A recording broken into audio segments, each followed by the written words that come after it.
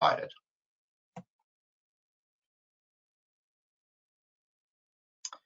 So supply management. So each site will receive an initial order of phase 3 main and group B breed kits. The initial orders will be managed by the clinical team and me. So kind of noting that the sites will have to place resupply orders. We prefer that you go it on a Proclaris. It's under the supplies tab. So GCL will place all initial orders, but after those initial orders, the sites will be responsible for inventory at the sites. So like say if we send 5 group B breed kits for screening or for visit 1, and you know that you're going to have 6 patients in the next 2 weeks, you're going to want to go ahead on Proclaris and order those supplies. So you make sure you have everything on site for when the patients come in. There is about a 8 to 12 day turnaround time for kits to be on site from order date. So please be aware of this and please order kits earlier than you need them.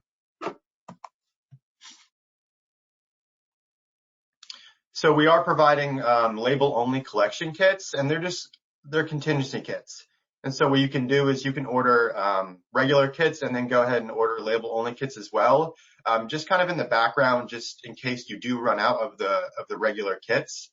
The LO kits can be used with collection tubes and cryo vials from unused kits or site tube supply. And there will just be labels and a rec form in these kits. So for instance, the kit type phase 3M2 will be the LO phase 3M2. Once again, this is only contingency. If your site is very good at, ordering regular kits ahead of time, then this won't be needed. But we can get these kits out faster if you need an expedited because you have a patient coming in tomorrow. But the LO kits contain the following: the draw tube and transfer vial, rec form, instruction sheet, and they're provided in a Ziploc baggie instead of a kit box.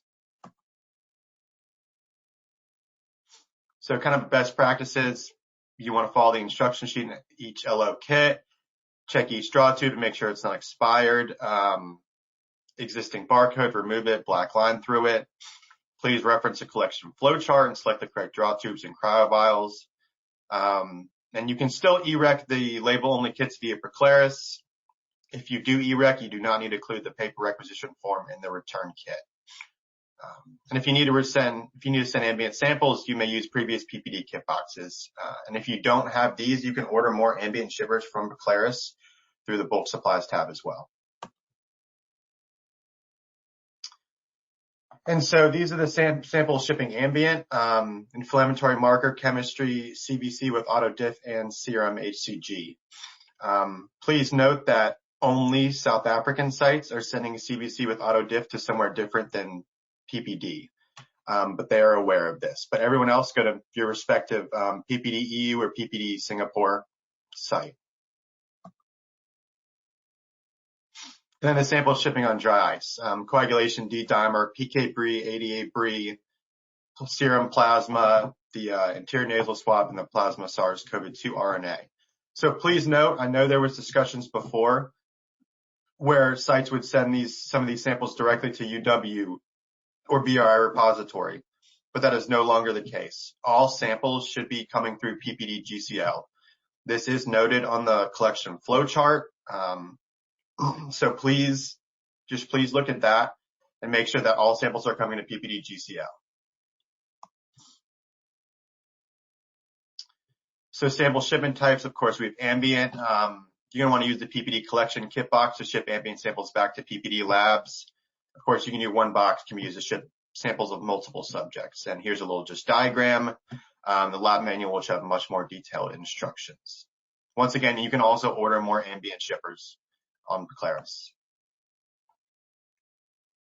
So frozen, use frozen packaging provided by, in this case, it will be the courier. So whether it's DHL, Markin, or OCASA, your site, the PI and SC will be receiving a starter pack, which is essentially once the site is uploaded into our system, we'll reach out to Markin and let them know, hey, the site is participating in the study. please send them a starter pack. And what the starter pack will